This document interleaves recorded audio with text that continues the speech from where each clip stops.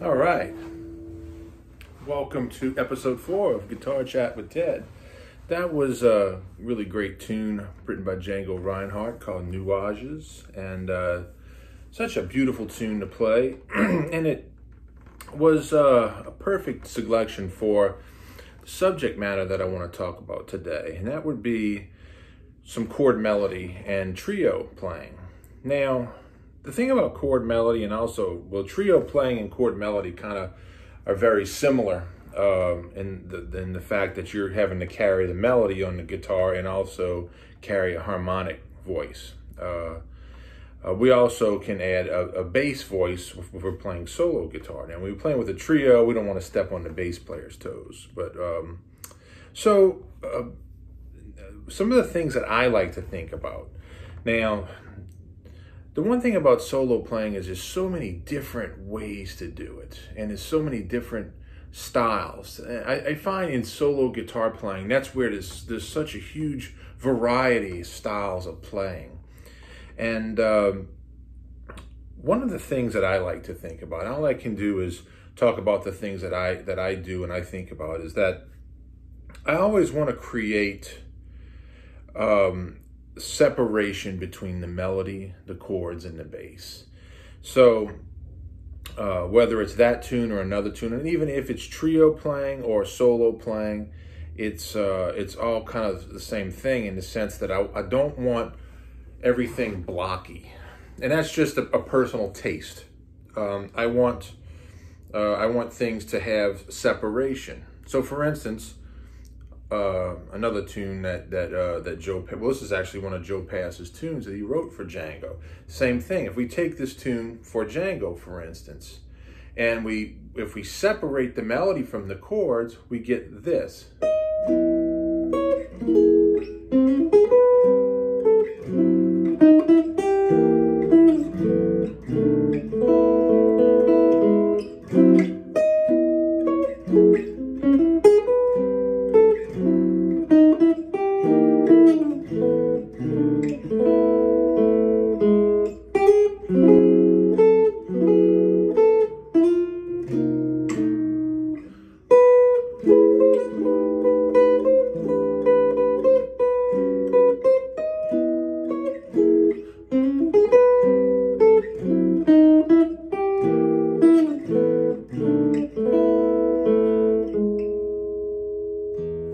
Now, the thing is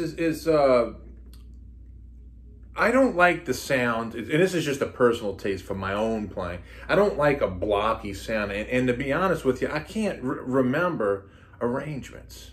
I just can't remember them. And so I just try to play the tune. Same thing with Nuages. I mean, and I tend to think melody, and then the chords and the fills become filler in between the chords, almost like a question and answer. So it's like a question and answer with yourself. So, okay, now that's the melody right there. So we have... This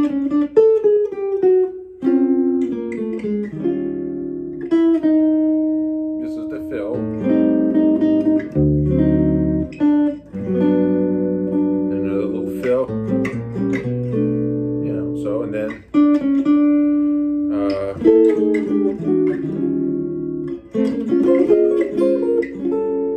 it's a fill, see? This is melody.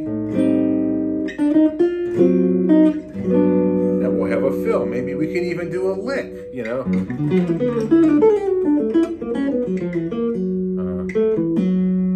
And then melody. Now we have the chord fill. See? And then melody, chord fill, then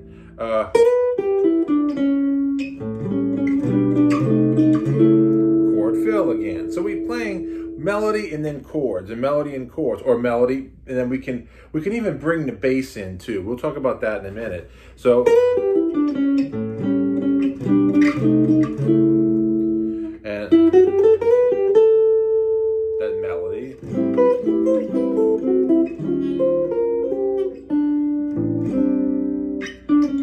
And then we can do something different here. That's kind of nice. Bring the bass. Play a little lick even in there. You can do that.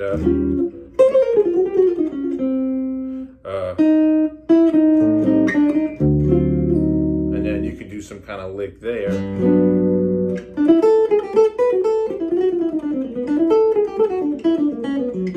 If you wanted to. And then, and that was kind of more blocky, but I could separate that. Another fill, melody, then fill again.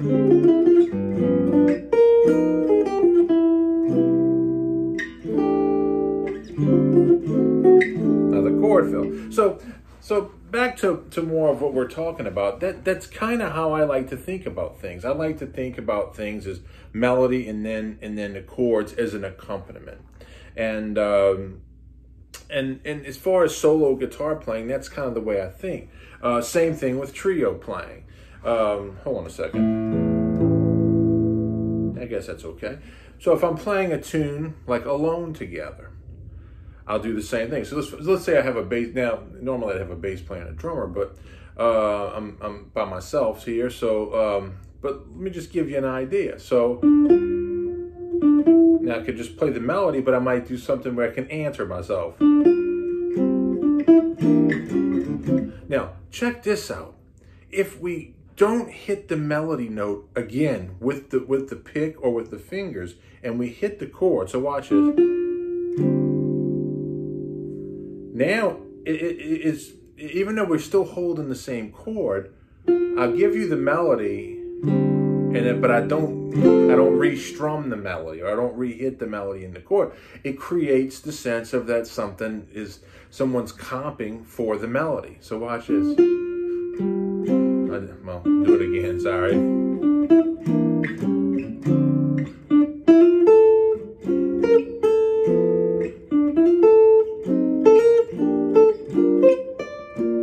See? Chord, I don't re-attack the melody.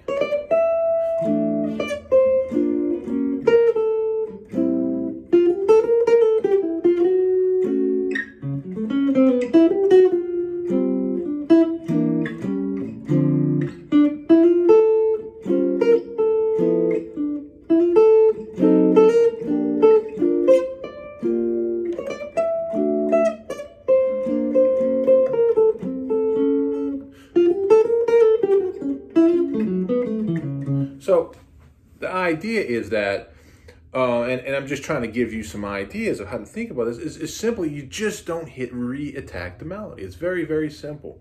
And it's not hard to do. You just have to work on in your right hand, you know, just not whether you're playing with your fingers or with the pick, just especially with the pick. Picks, you know, especially troublesome when it comes to this. We don't want that, you know, too much of that, because it starts to lose the sound of having a melody and comping.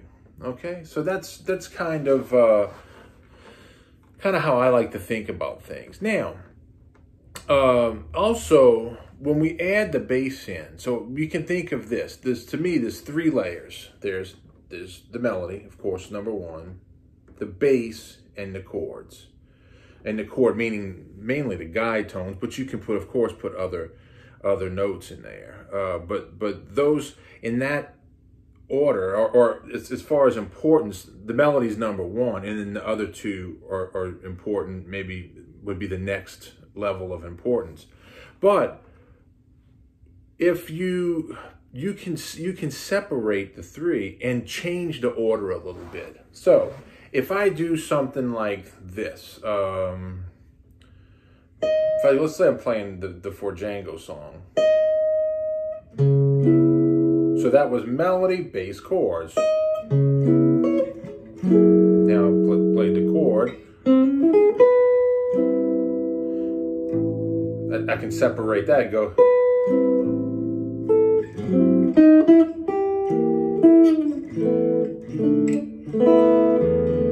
So when I hit the last chord here, I'm hitting, and then I could do it that way. Maybe I could, so that would be hitting the melody, then the bass, and then the chord. So you can mix this up. You don't have to, it doesn't have to be the same thing. Sometimes it can be bass melody chord, or sometimes it can be bass chord melody, if it works in the way that you're phrasing the tune. Or in trio playing, you don't have to put the bass, but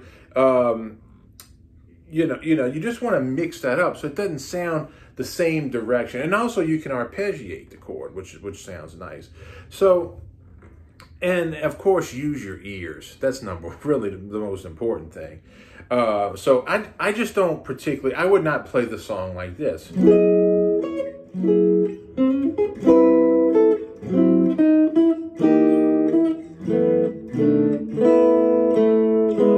It's too blocky sounding for what I like. I much prefer this, you know.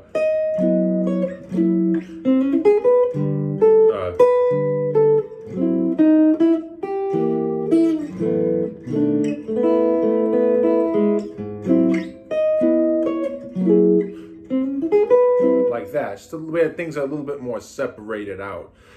Same thing with Alone Together, and the same thing with Nuages. So any tune that you want to do, you can break things up like this. You don't want things to just be blocky, and that'll create a lot more interest in the way you play trio style and of course solo.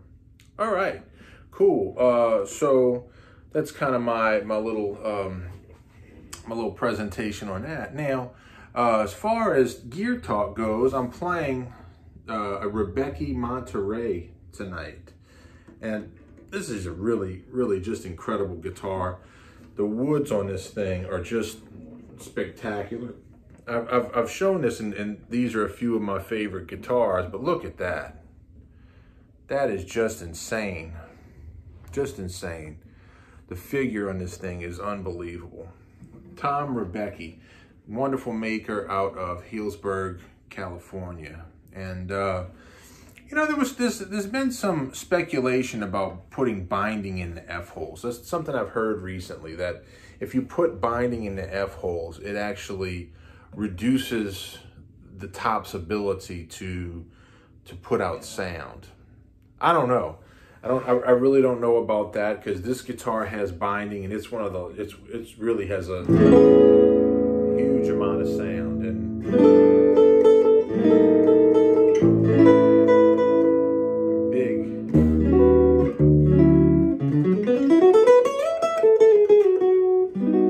big acoustic voice, and it has a lot of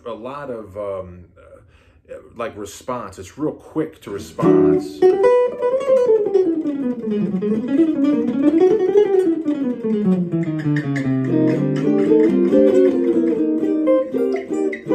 Extremely fast response that this instrument has.